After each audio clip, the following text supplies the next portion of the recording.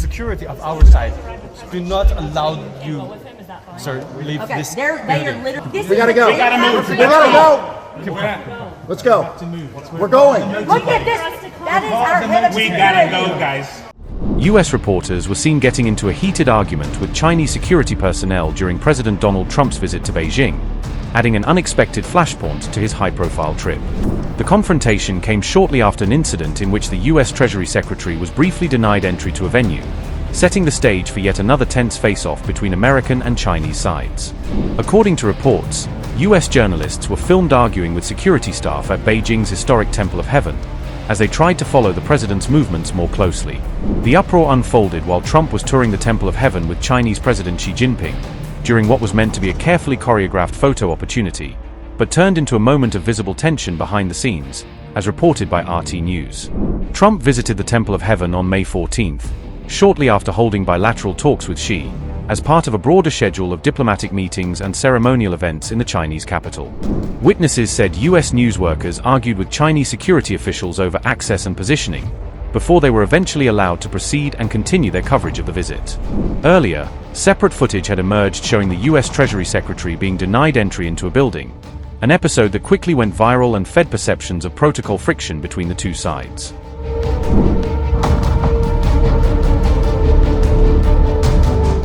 Officials from the Trump administration faced a series of security hiccups during their high-stakes visit to Beijing on May 14th, underscoring the strict controls in place around the summit. U.S. Treasury Secretary Scott Bessent was briefly stopped at the entrance to the Great Hall of the People, where Chinese security initially refused him entry.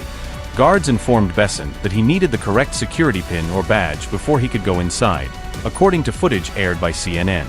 The video showed security personnel physically blocking his path for a short time until he was issued the proper accreditation. After this brief delay, Bessent was allowed to enter the venue and join the broader Trump-Xi talks as scheduled. Separately, reports said another security scuffle broke out between Chinese guards and members of the U.S. team during the visit. One of the American officials involved in that incident appeared to be wearing a uniform, indicating it may have concerned protective or military staff. The run-ins occurred as both sides enforced tightly controlled protocols for access and movement around the events. Following their closed-door discussions, Trump and Xi visited Beijing's Temple of Heaven as part of the official program. The U.S. media pool experienced nearly a 30-minute delay before being allowed into the Temple of Heaven complex. Chinese security officials reportedly objected to a U.S. Secret Service agent entering the site while carrying a firearm. Journalists on the scene said American and Chinese officials then held a long, intense discussion over security access and weapons. In the end, the two sides reached a compromise arrangement that allowed the visit to proceed without a visible disruption to the public event.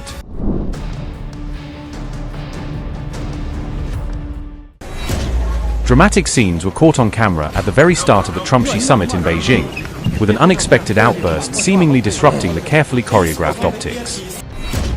As the delegation sat down for talks, a man was heard shouting "Get the to here" before the camera feed lurched and went haywire, briefly throwing coverage of the high-stakes meeting into chaos.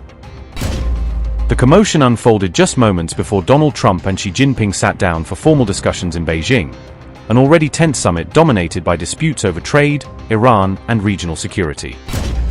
During the talks, Xi hailed what he called a new era in US-China relations and appealed for cooperation over confrontation, but at the same time issued a pointed warning to Trump. The Chinese leader said Taiwan was the most critical and sensitive issue in ties with Washington and cautioned that if it was mishandled, the situation could become very dangerous, potentially pushing the two powers into a conflict. The Chinese president said, quote, "The Taiwan question is the most important issue in China-US relations. If mishandled, the two nations could collide or even come into conflict, pushing the entire China-US relationship into a highly perilous situation." Unquote. In response, Taiwan's foreign ministry quickly issued a statement addressing Xi's remarks, making clear that Taipei rejects Beijing's narrative and will not accept China's framing.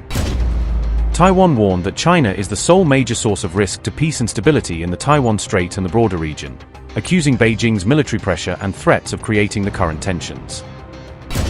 The ministry also stressed that Beijing has no right to speak on Taiwan's behalf or make sovereign claims over it, insisting that only Taiwan's elected government represents its 23 million people and their future. Let me say a few words first, and then I'd like to invite you, Mr. President, to deliver your opening remarks. President Trump, I'm very pleased to meet you in Beijing. Welcome back to China after 9 years. The whole world is watching our meeting. Currently, transformation not seen in a century is accelerating across the globe, and the international situation is fluid and turbulent. The world has come to a new crossroads. Can China and the United States overcome the Thucydides trap and create a new paradigm of major country relations? Can we meet global challenges together and provide more stability for the world? Can we, in the interest of the well-being of our two peoples and the future of humanity, build a brighter future together for our bilateral relations? These are the questions vital to history, to the world, and to the people. They are the questions of our times that you and I need to answer as leaders of major countries.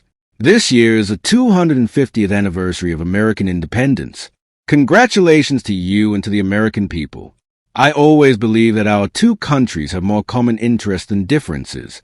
Success in one is an opportunity for the other, and a stable bilateral relationship is good for the world. China and the United States both stand to gain from cooperation and lose from confrontation. We should be partners, not rivals.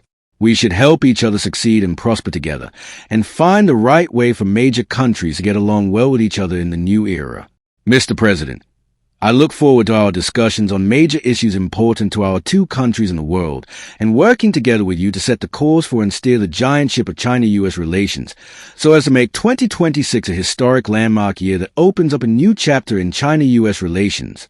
I will pause here and hand over to you, Mr. President. Thank you. President Xi, I want to thank you very much. First of all, that was an honor like few have ever seen before. And I think I was particularly impressed by those children. They were happy. They were beautiful. The military is obvious. It couldn't be better, but those children were amazing, and they represent so much. And I know they represent so much to you. You and I have known each other now for a long time. In fact, the longest relationship of our two countries that any president has had. And that's, to me, an honor.